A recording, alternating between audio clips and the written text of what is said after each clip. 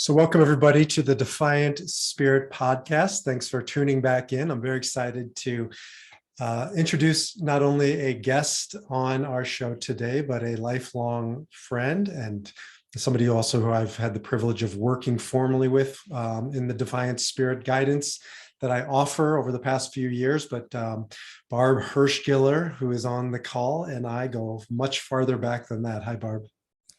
Hi, Baruch. Good to see you. Yes, thank you. Thank you for being willing to come on the Defiant Spirit and share with us a little bit about your Defiant Spirit. Thanks. I'm so happy to be here.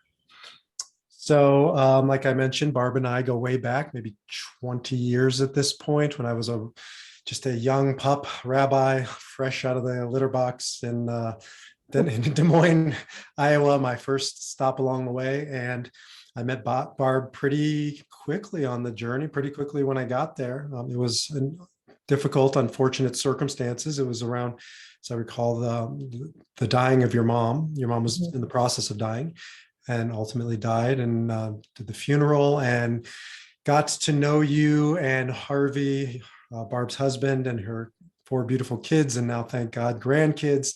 And we really never lost touch. I think, Barb, we probably just drifted a little bit to busy lives for a few years there, but got reunited real quickly. And it's like we never missed a beat. Right.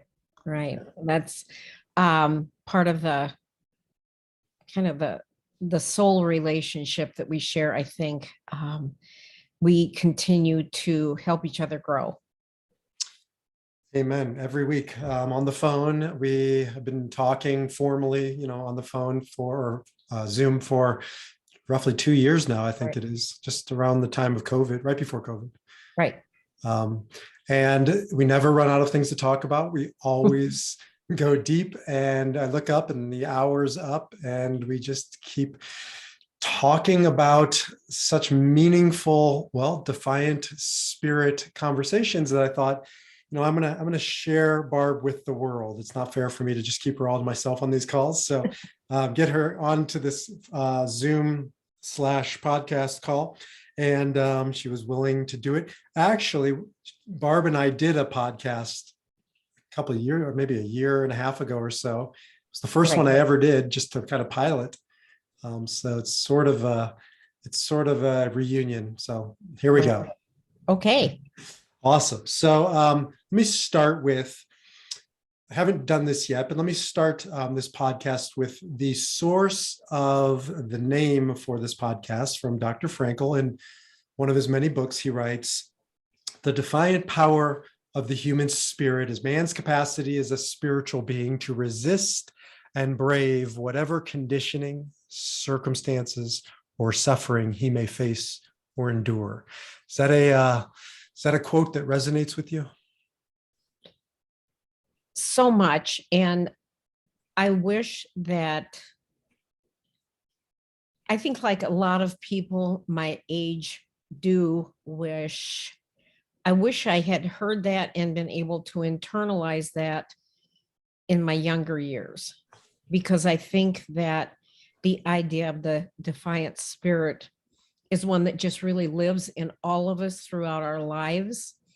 But we need to really search and make intentional effort to bring that part of our spirit forth. Yeah, I agree with you. I think, though, by definition, it's almost impossible to know it. And, as we talk about the morning of life, because it says to resist and brave whatever conditioning, circumstances, or suffering he or she may be enduring. And I just think about my conditioning, all morning of life people so wrapped up in body. We're so wrapped up in, testosterone and just the physiology, the biology, the stuff of life. It seems like it's almost an impossible task until you hit a certain age. I think that's true. But I think when we are able to share some of the dynamics of being defiant spirits, not just having defiant spirits, we are able to allow those who have come after us, our children and grandchildren, to respond and to the hard circumstances with a sense of hope, a sense of the future. So I think it is up to us, those of us who are in the afternoon into the evening of life, to share what we are learning, and what we have learned and have come to know about facing the challenges, share it with them, and also to continue to intentionally look at our circumstances as we are aging into the evening of life with a great deal of thankfulness, hope, excitement, choosing joy every day. It's a very good point, and well taken, that maybe I couldn't have accessed it, but I think if I would have had formal introduction to the ideas, if I would have had mentoring around the example. I mean, God love my grandparents, just wonderful human beings. I didn't have these conversations with them. It wasn't the era, or it wasn't them. I don't imagine you had really these formal conversations with your parents of mentoring you into, Barb, you'll be heading into the afternoon and the evening of life. And here's what I've discovered, right? That's not something you inherited, but it is something your children and your grandchildren, I'm pretty sure, will inherit. I hope so. And I try to exemplify and share with them my experiences. So at least I feel like I'm planting a seed. Mm-hmm. Just as an example, my daughter found out that she had COVID about 3 days ago. And she has gone this entire time through the pandemic and, being very careful and very healthy. No idea where she got it. But today on the phone, I was hearing just such angst around this. And I kept trying to move her into an understanding of, the idea of rolling with life in our challenges, mm-hmm. in our inconveniences, to try to see that even in the midst of the most difficult aspects of life, which is not what she's experiencing, thank God, with COVID, that we can find joy. And I think that with Dr. Frankel as a foundation, it is so easy to understand how in the worst moments of our lives, we can seek meaning and still find some joy in our lives. Yes. And just again, to have that person out front ahead of us, turning back, looking over the shoulder, saying, come this way, right? You don't have to go, because circumstances are always out of our control. You and I've talked about that. That's part of the thesis of Dr. Frankel. We never control our circumstances. We think we do, or we create illusions of control. Right. But when you hit a certain point in life, you realize they're just illusions. Like, the only thing separating me from oncoming traffic is a dotted yellow line. It makes me feel better knowing there's a dotted yellow line, but it's still a dotted yellow line. Right. What I can control is, God forbid, when traffic comes at me head on, right? How do I react? How do I respond? And whatever the circumstance might be. And for you to be, for Molly, for your kids to have you reminding them, you don't control your circumstances. You do control your response. Right. You're talking about joy. That's a great reminder. And that is, in some ways it sounds simple, but I think it is something that we forget. We do have so much control in every circumstance regarding our response. And I guess I would say that control is in our choices. We always have the option to become very sad, very disengaged, but those are all choices. And I guess as I've aged and in the afternoon of my life, the thing I realize is how much choice and therefore how much control I have over the happiness and the peace in my life. And I think that we all deserve peace. We are all in one way or another seeking the path to peace and attempting to rid ourselves of fear, which for me is kind of the opposite of peace. And that is what I'm learning literally daily as I am now into my 70s. So when you're talking, and when I think of you, I think of this quote by Helen Keller, security is mostly a superstition. Do you know this quote? No. Security is mostly a superstition. It does not exist in nature, nor do the children of men as a whole experience it. Avoiding danger is no safer in the long run than outright exposure. Life is either a daring adventure or nothing at all. And Right. I feel like that's what, and this was a woman who, was deaf and blind, and right, she's like talking about, security doesn't exist. Life is either a daring adventure. And I guess one of the things I've seen with you over the past 20 years, but especially the past couple of years since you've been really formally focused on it, is while many of your, maybe most of your contemporaries are grabbing for security, right? You have really said to yourself, security is a superstition. Life is either a daring adventure or nothing at all.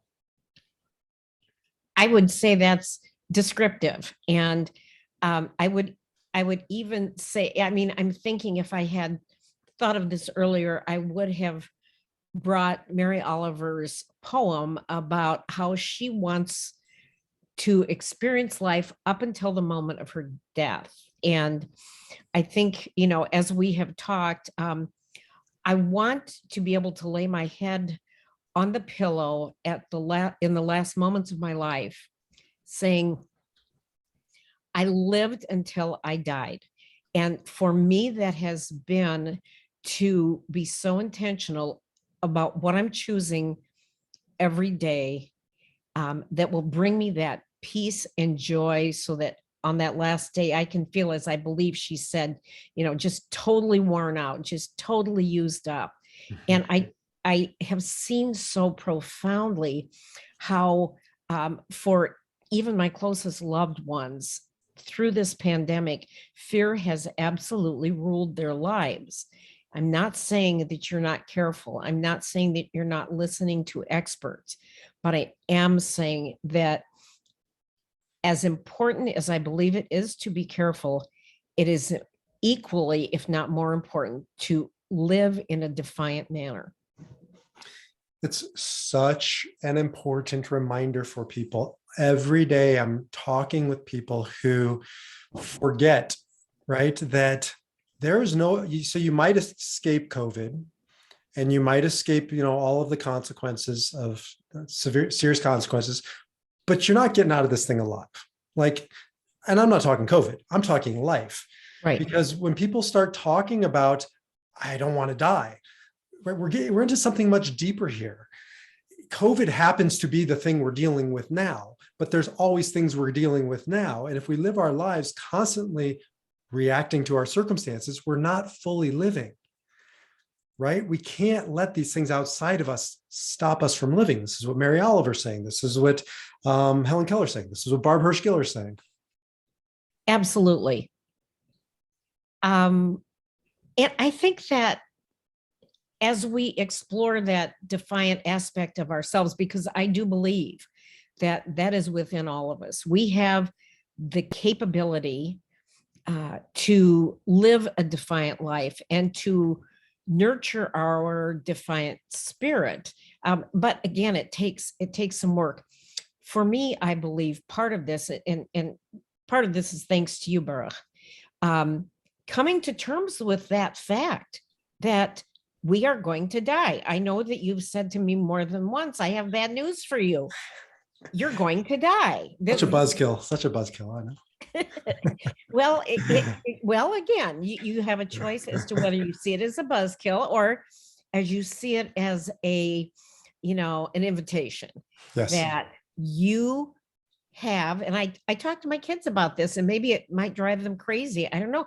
I don't know how many years I have left. I'm not my youngest son's age, just about to have a baby, at the age of 34. I'm 71 and more than 71 and a half at this point. I don't know how much longer I have. That doesn't scare me nearly as much as not living however long I have. And the idea of death I think I've really, with your help, come to terms with the finality of that, but the imperative every day to feel that it's mattered. It's just mattered. Yes, it's not morbid. It's not depressing when you reframe it as it's not about fearing death. It's about fearing not living. Right. Right? That's terrifying, right? Did you ever read The Death of Ivan Illich? Yes. This sad tragedy that he's dying and basically saying, what if my whole life was wrong? Like there are no do-overs, and you're still above ground. You still have time. If you have today, you have time. Like, do it. Say what you need to say. Do what you need to do. Go for it. And I've watched you over the past 2 years. It's giving me so much excitement and hope to work with somebody who, well, at the time you were looking at quote unquote retirement. You were still working. You were getting ready. We started talking because you basically said, B, I don't want to retire. Right. And we've talked a lot about that word. Like, we need to retire the word retire. Right. Like, who the hell wants to be tired, retired? And, I say to you all the time, it's re-inspired, because when I think of you and I think of what you've done over the past couple of years, you're just not working for a paycheck anymore. Right. But that doesn't mean you're not working. Exactly. On the contrary, I feel myself more productive in ways that I am enjoying. Not that I didn't enjoy my work, because I did, and I found it incredibly meaningful.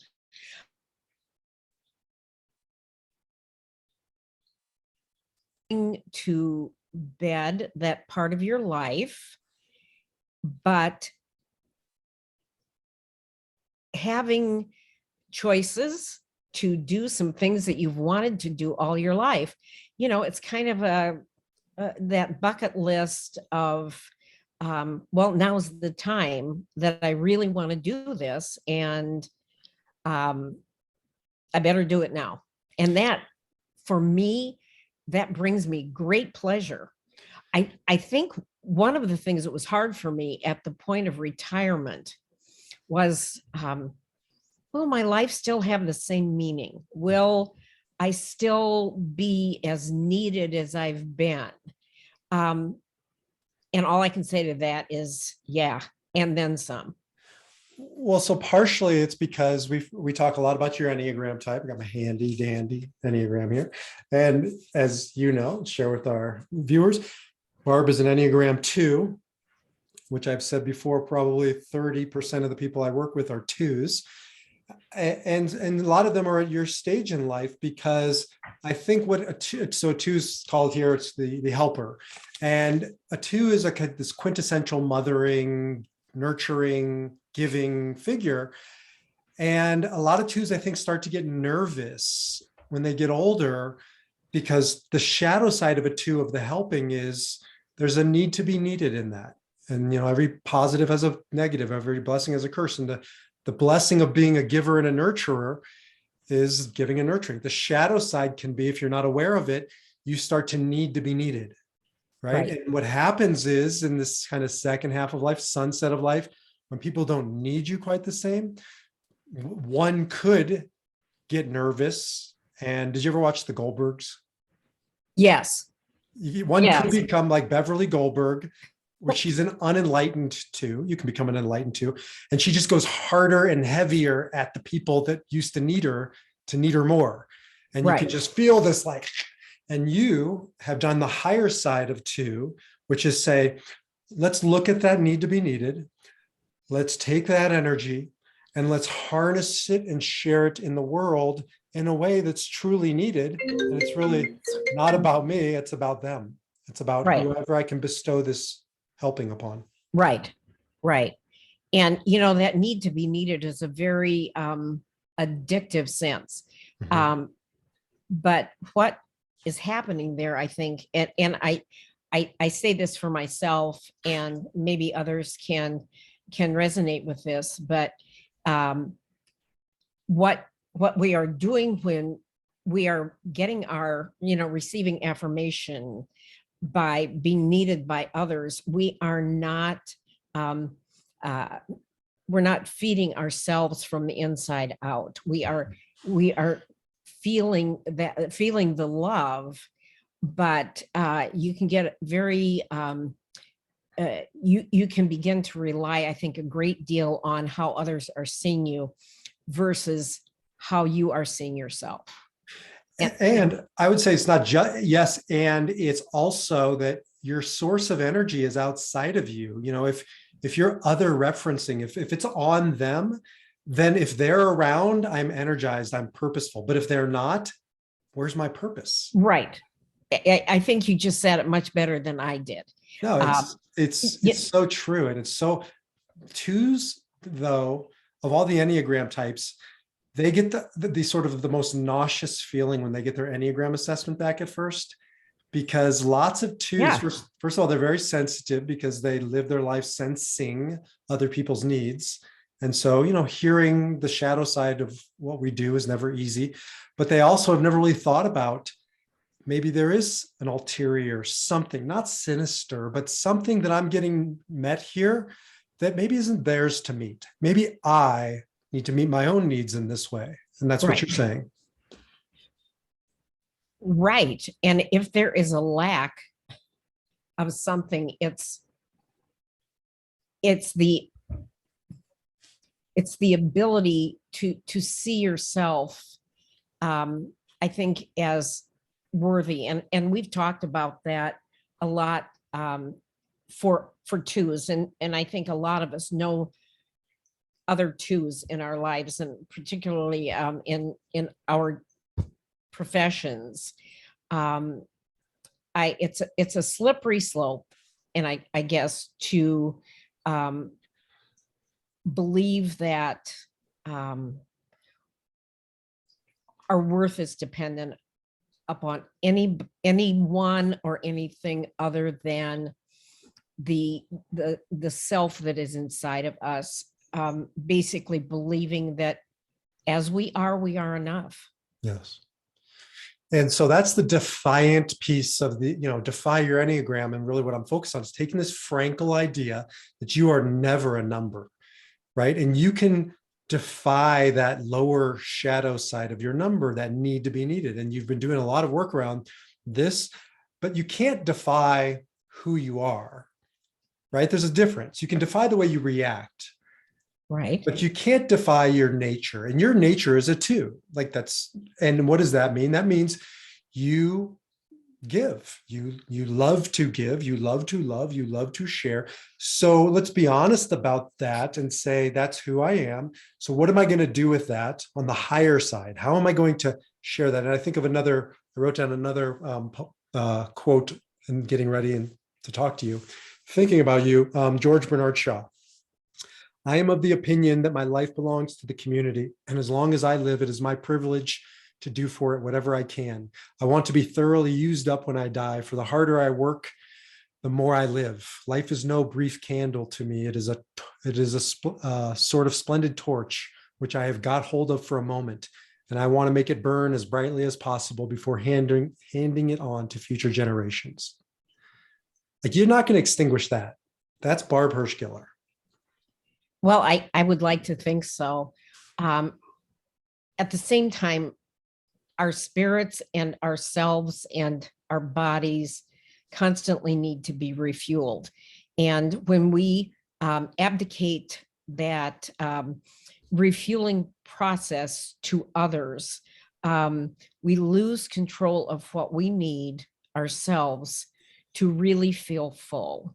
And so I guess the thing that I have been able to do in the past couple of years is know what my needs are, know that it is in service that I both grow and receive joy to a great extent. But the service is based on what in all factors, what is also serving me. And I've had to kind of get over that idea that when we are thinking about ourselves, I think this is a big problem, especially for women, that we're not being selfish, but that's that oxygen mask that we put on first before we help others. And it's okay. It's essential. It's absolutely necessary for us to be fed in order to feed others.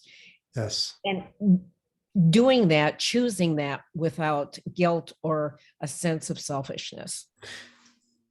Amazing point. So important because it's being a woman, certainly of a previous generation, I think still to this day, you've been kind of inculcated with this, helper mentality, even for the Enneagrams who aren't the two.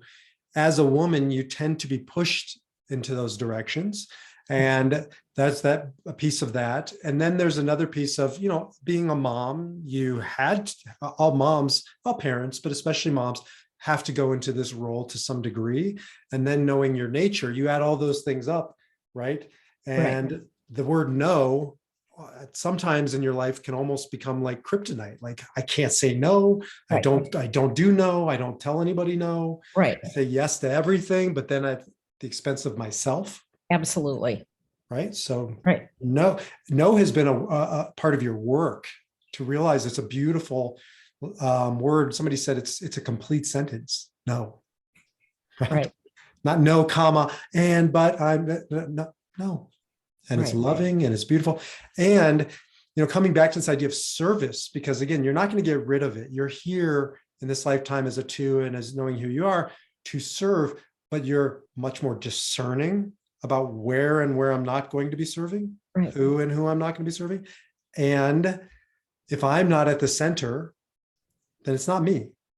I got to get back self-centered, right? It's a version of me, but it's not me. That's right. I guess what I've also learned is that there are so many ways to serve. And for me at this point in my life, I don't know, it's just gotten kind of simple. I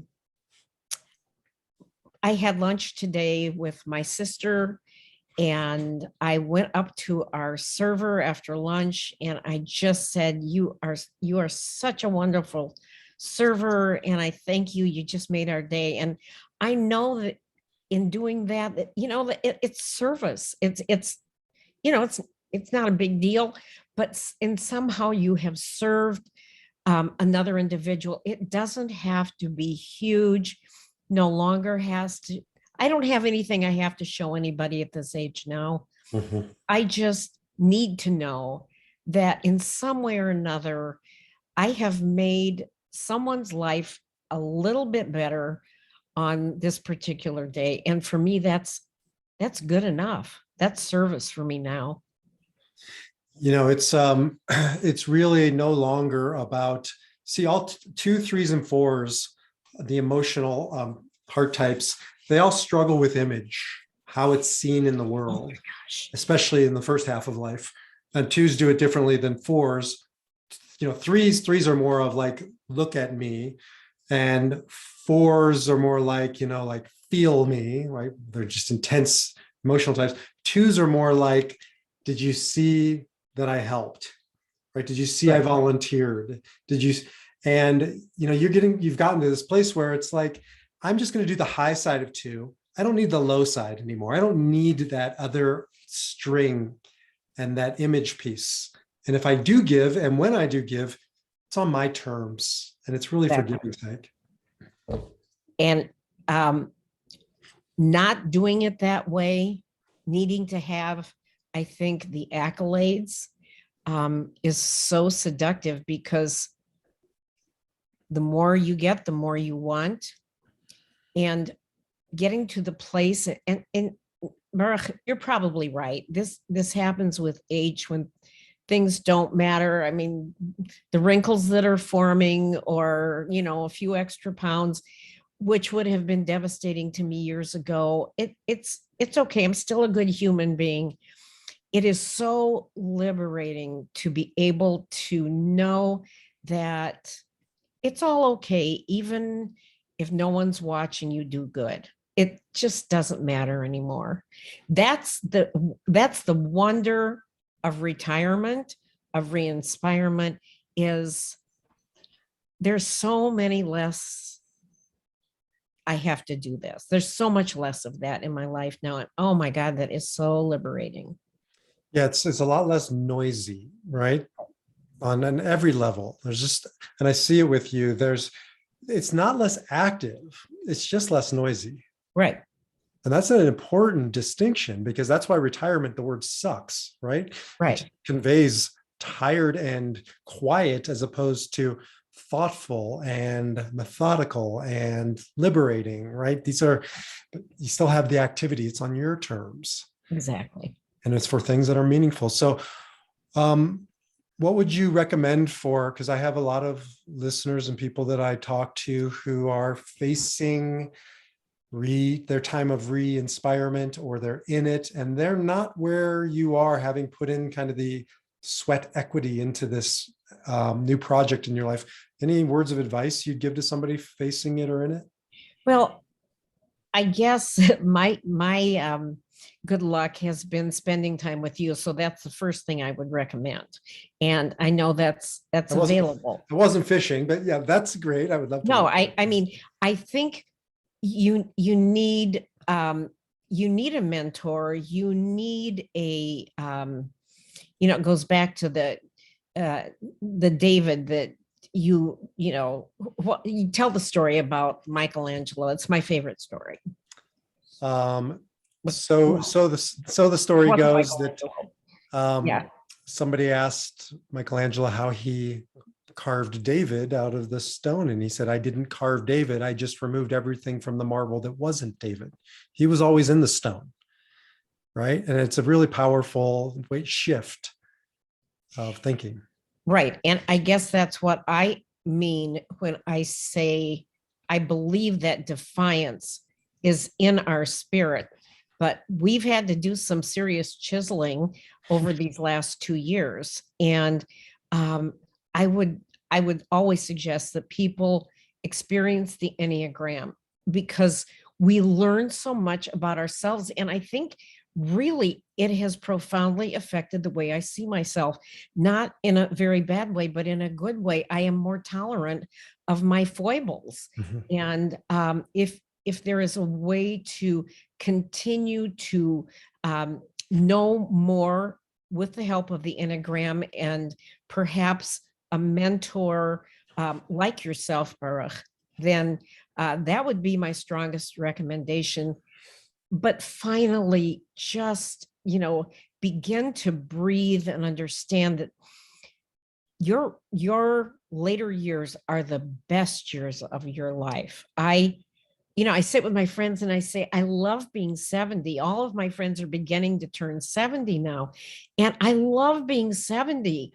It's the most liberated, open time I've ever experienced. That's beautiful. It's really the marble falling away that wasn't David, that wasn't Barb, right? Right.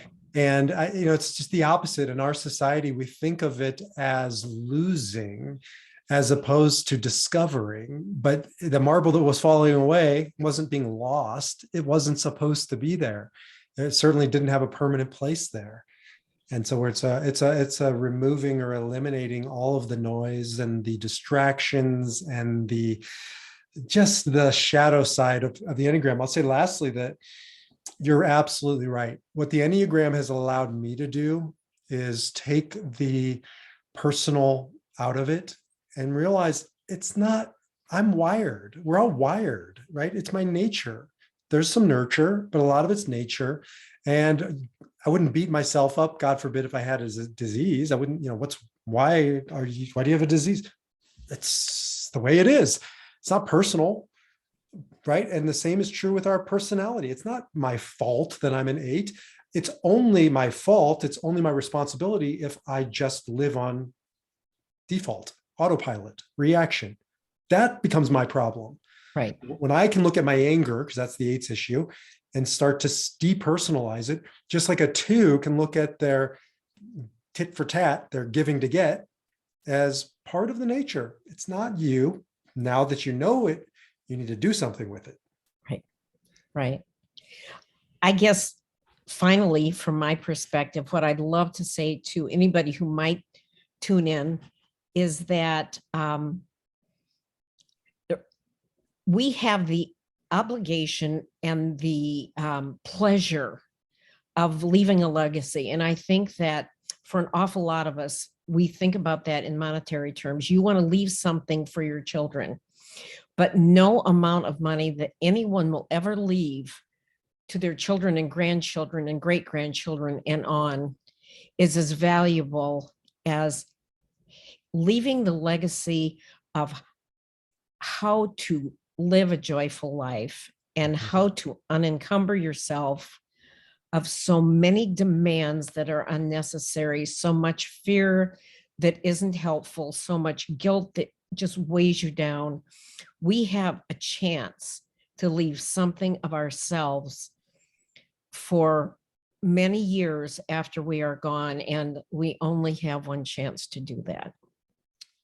Amen. So ending with that final verse of George Bernard Shaw, and you just said it beautifully. Life is no brief candle to me. It is a sort of splendid torch, which I've got hold of for a moment, and I want to make it burn as brightly as possible before handing it on to future generations.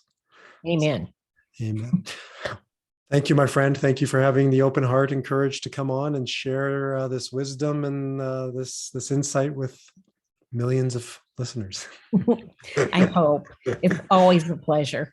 Thanks, Barb. Thank you. Talk to you soon. Bye.